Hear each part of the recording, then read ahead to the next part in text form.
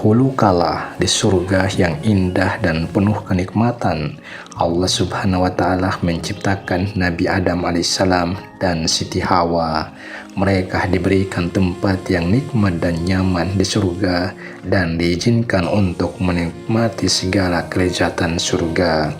Namun ada satu perintah Allah yang mereka harus taati. Mereka tidak boleh mendekati pohon tertentu di surga, yakni pohon khuldi. Allah Subhanahu wa Ta'ala berfirman dalam Al-Quran surat Al-Baqarah ayat 35, dan kami berfirman, wahai Adam, tinggallah engkau dan istrimu di dalam surga dan makanlah dengan nikmat berbagai makanan yang ada di sana sesukamu, tetapi janganlah kamu dekati pohon ini, nanti kamu termasuk orang-orang yang zalim. Sayangnya, kebahagiaan mereka tidak bertahan lama. Iblis yang menjadi musuh utama manusia merencanakan untuk menggoda Adam dan Hawa. Iblis memberi nasihat dengan kata-kata yang baik dan meyakinkan. Ia mengatakan bahwa Allah Subhanahu wa Ta'ala melarang mereka memakan buah dari pohon tersebut karena mereka akan menjadi seperti malaikat dan hidup kekal di surga. Adam dan Hawa yang awalnya tulus dan baik hati tergoda oleh rayuan iblis. Akhirnya mereka melanggar perintah Allah dengan memakan buah yang dilarang. Allah Subhanahu wa Ta'ala mengetahui perbuatan mereka berdua dan mereka disadarkan bahwa mereka telah melakukan kesalahan yang besar.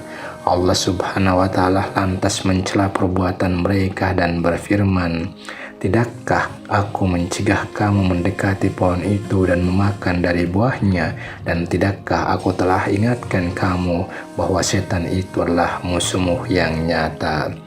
Merasa menyesal dan penuh penyesalan, Adam dan Hawa segera memohon ampun kepada Allah Subhanahu wa Ta'ala. Allah yang Maha Pengampun menerima taubat mereka berdua. Meskipun Allah telah mengampuni dosa mereka, ada konsekuensi yang harus mereka hadapi. Allah Subhanahu wa Ta'ala memerintahkan Adam dan Hawa untuk turun ke bumi sebagai benih pertama dari manusia, dan mereka akan hidup di dunia ini sampai waktu yang telah ditentukan. Dengan turunnya mereka ke bumi, dimulailah perjalanan manusia di dunia ini sebagai khalifah Allah dengan tanggung jawab untuk menjaga bumi dan menjalankan perintahnya.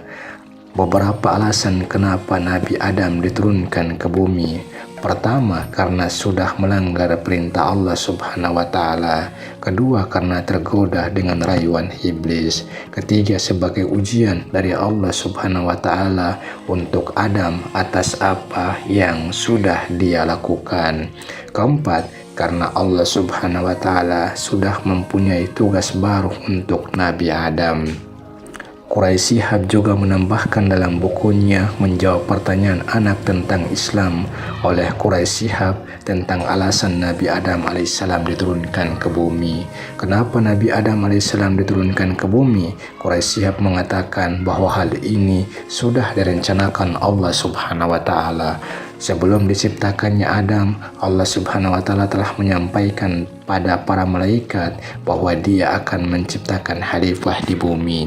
Berarti Allah Subhanahu wa Ta'ala menciptakan Adam memang sudah direncanakan akan bertugas di bumi.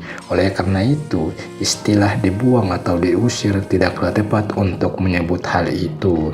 Sebab dalam Al-Quran sendiri, Allah Subhanahu wa Ta'ala mengatakan dengan diperintahkan turun ke bumi, sehingga apa yang dialami Nabi Adam alaihissalam di surga dengan segala nikmat dan kemudahannya, Allah sebagai pelajaran untuk mensukseskan tugasnya sebagai khalifah di bumi.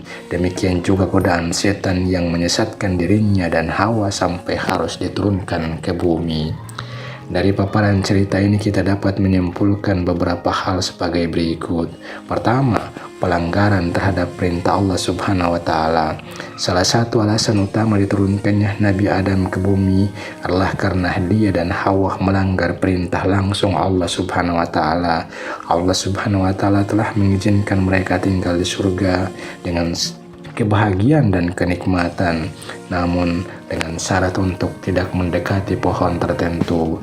Ketika mereka melanggar perintah ini dengan memakan buah yang dilarang, mereka mengingkari kehendak Allah dan sebagai konsekuensinya turun ke bumi.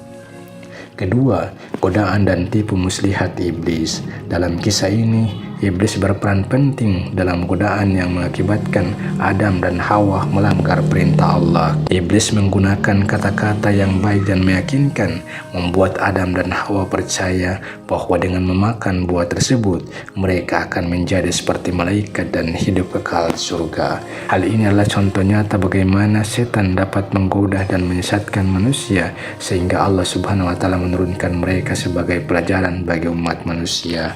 Ketiga, ujian dari Allah Subhanahu wa Ta'ala. Diturunkannya Adam ke bumi juga merupakan bagian dari ujian yang diberikan Allah kepada manusia. Allah ingin melihat bagaimana manusia akan menghadapi godaan dan cobaan di dunia ini. Adam dan Hawa adalah contoh pertama dari manusia yang diuji dalam hal taat kepada Allah, dan pelajaran ini menjadi penting bagi generasi selanjutnya. Keempat, rencana Allah Subhanahu wa Ta'ala.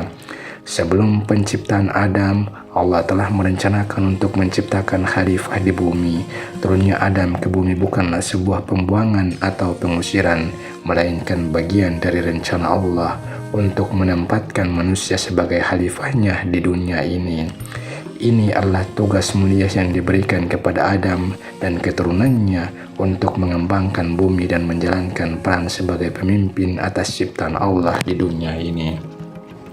Dengan demikian, turunnya Nabi Adam alaihissalam ke bumi memiliki makna mendalam dalam agama Islam, mengajarkan pentingnya taat kepada Allah, kewaspadaan terhadap godaan setan, serta pelajaran tentang ujian dan rencana Allah dalam menciptakan manusia sebagai khalifah di bumi.